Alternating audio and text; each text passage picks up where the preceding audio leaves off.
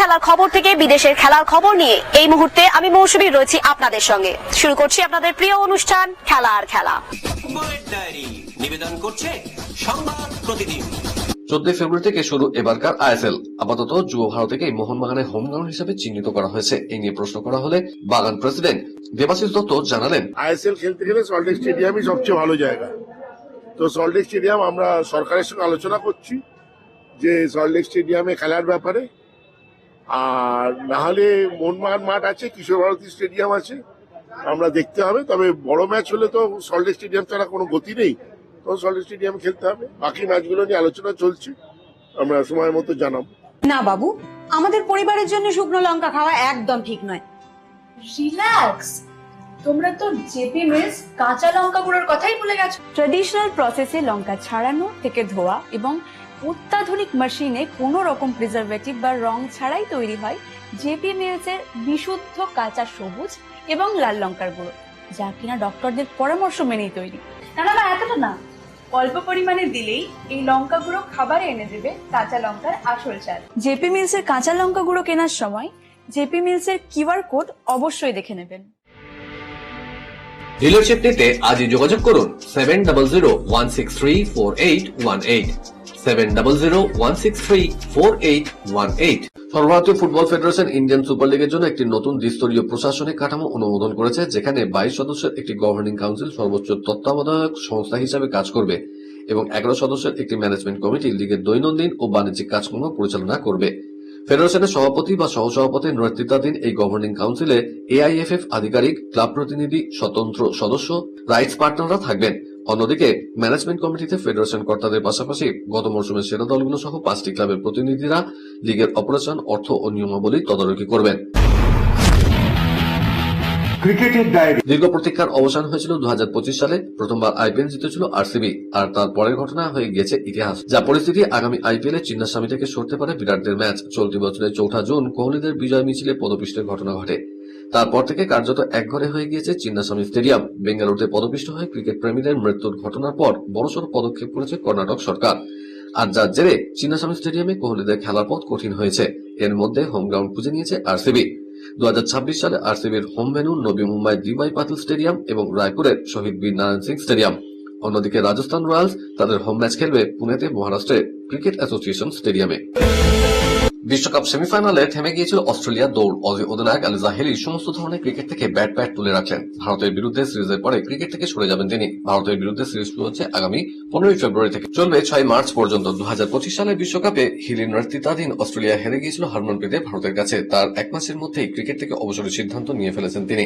গত বছরের মহিলাদের বিগ ব্যাশ লিগের সময় অজি ক্যাপ্টেন অনুভব করেন এবার সরে যাওয়ার সময় হয়েছে। প্রায় 16 বছর আন্তর্জাতিক ক্রিকেট কাটিয়ে ফেলেছেন হেলি। 2010 সালের ফেব্রুয়ারিতে তার যখন অভিষেক ঘটে তখন অজি অধিনায়ক 19 বছর বয়সী। ওয়ানডেতে 3500 এবং টি20 ফরম্যাটে 3054 রান করেন। টি20তে তার ব্যক্তিগত সর্বোচ্চ 148 অপরাজিত।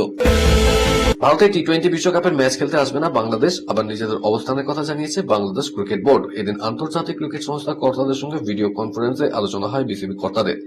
আইসিসির প্রতিনিধিরা ভারতে দল পাঠানোর অনুরোধ করেন। তারপরেই নিজেদের অনড় মনোভাবের কথা জানিয়েছেন বিসিবি কর্তারা। বৈঠকে বিসিবির পক্ষে ছিলেন সভাপতি আমিনুল ইসলাম, 2 সহসভাপতি মোহাম্মদ সাখাওয়াত হোসেন এবং ফারুক আহমেদ, ক্রিকেট পরিচালনা কমিটির প্রধান নাজমুল আবেদিন এবং সিইও নিজামুদ্দিন চৌধুরী। পারফরমেন্স বা অভিজ্ঞতা নয়, জাতীয় দলে সুযোগ পেতে গেলে দরকার গৌতম গম্ভীরের স্নেহ, এমনটাই মনে করছেন ভারতীয় ক্রিকেট মহল। ওয়াশিংটন সুন্দরের পরিবর্তন হিসাবে তরুণ ব্যাটার আয়ুষ বাদানির নাম ঘোষণা করা হয়েছে। তারপর থেকে সমাজ মাধ্যমে ক্ষোভ উগলে দিয়েছেন নেটিজেনরা। তাদের প্রশ্ন, ঘরোয়া ক্রিকেটে হতশ্রী পারফরমেন্সের পরও কোন যুক্তিতে জাতীয় দলে ডাক পান বাদানি? প্রথম ওয়ানডে চলাকালীন চোট পেয়েছেন ওয়াশিংটন সুন্দর। সেই আঘাত এতটাই গুরুতর যে গোটা সিরিজ থেকে ছিটকে যেতে হলো এই তারকা অলরাউন্ডারকে। তার পরিবর্তন হিসেবে আগামী 2টি ওয়ানডের জন্য স্কোয়াডে এসেছেন বাদানি। একদিনের ক্রিকেটের ভবিষ্যৎ নিয়ে যাবতীয় জল্পনা বন্ধ করে দিয়েছেন বিরাট কোহলি। নিউজিল্যান্ডের বিরুদ্ধে প্রথম ম্যাচে একটুর জন্য 100 রান হাতছাড়া করেছেন। 91 বলে 93 রান করেন। 300 রান তাড়া করে 4 উইকেটে জিতে সিরিজে এগিয়ে গিয়েছে ভারত। গত বছর অক্টোবরে একদিনের ক্রিকেটে প্রত্যাবর্তনের পর টানা 7ম অর্ধশত রান বা তারও বেশি করেন। রবিচন্দ্রন অশ্বিন মনে করেছেন পুরনো দিনের মতো এখনো একইভাবে খেলা উপভোগ করছেন কোহলি। অশ্বিন বলেছেন, দেখে মনে হচ্ছে ওর মনে কিছু চলছে না। যদি জিজ্ঞাসা করা হয় নিজের মধ্যে কি পরিবর্তন এনেছেন কোহলি, কোনো বদলই আনেননি। কোনো কিছু নিয়ে ভাবছিল না ও সিদ্ধান্ত নিয়েছে বাকি সময়টা ক্রিকেট উপভোগ করার। দেখে মনে হচ্ছে ছোটবেলায় যেভাবে খেলতো সেভাবেই এখনো খেলছে, সঙ্গে এতগুলো বছরের অভিজ্ঞতা। চূড়ান্ত বিজয় হাজারে ট্রফি সেমিফাইনাল। এই মৌসুমে ঘরোয়া ওয়ানডে ক্রিকেটে টুর্নামেন্টের শুরুটা হয়েছিল জাঁকজমকপূর্ণ। রোহিত শর্মা, বিরাট কোহলি, ঋষভ পন্ত, শ্রেয়াস আয়ার, শুভমান গিল কে না খেলেননি। এদের অনেকেই এখন জাতীয় দলে, আবার চোটের জন্য ছিটকে গিয়েছেন অনেকেই। বিজয় হাজারে ট্রফি সেমিফাইনালে দেবদত্ত পল্লিকাল বা করুণা ছাড়া তারকা কেউই নেই। সেমিফাইনালে কর্ণাটকের মুখোমুখি হবে বিদর্ভ, অন্যদিকে সৌরাষ্ট্রের বিরুদ্ধে খেলবে পাঞ্জাব। খেলার আরো খবর রয়েছে, কিন্তু এখন সময় একটা ছোট্ট ব্রেকের। ফিরছি ব্রেকের পর, সঙ্গে থাকুন।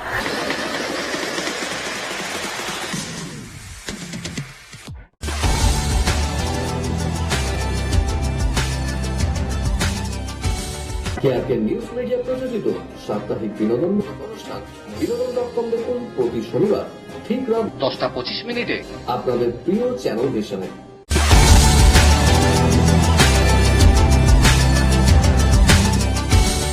ব্রেকের পর আমি আবার হাজির খেলা আর খেলাতে।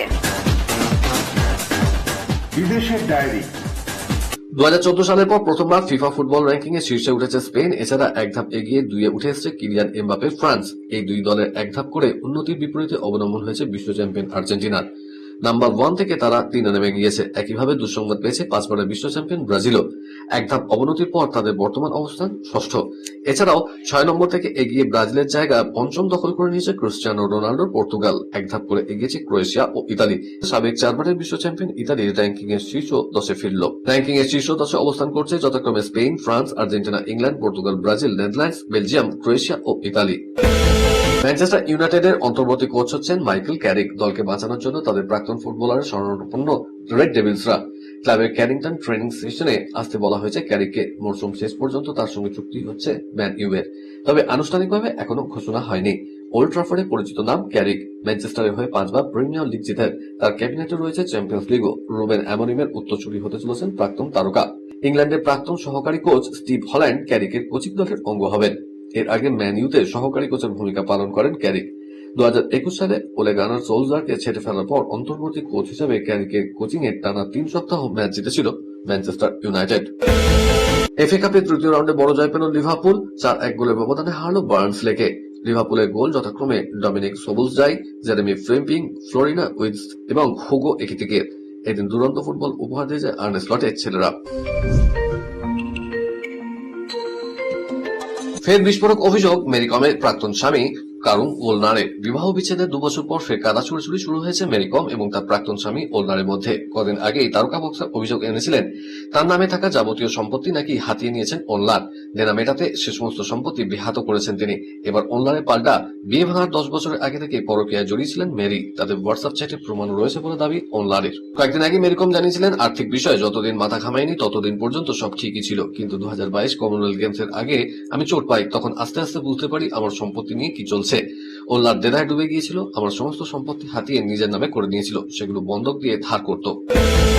নতুন বছরের রেকর্ড করলেন নোভাক জোকোভিচ, তবে মাঠে না নামেই এই রেকর্ড করেছেন তিনি। সম্প্রতি এটিপি ট্যুর অ্যাডলেড ইন্টারন্যাশনাল থেকে নাম তুলে নিয়েছেন সার্বিয়ান টেনিস তারকা, তবে তাতেও রেকর্ড করতে কোনো সমস্যা হয়নি তার।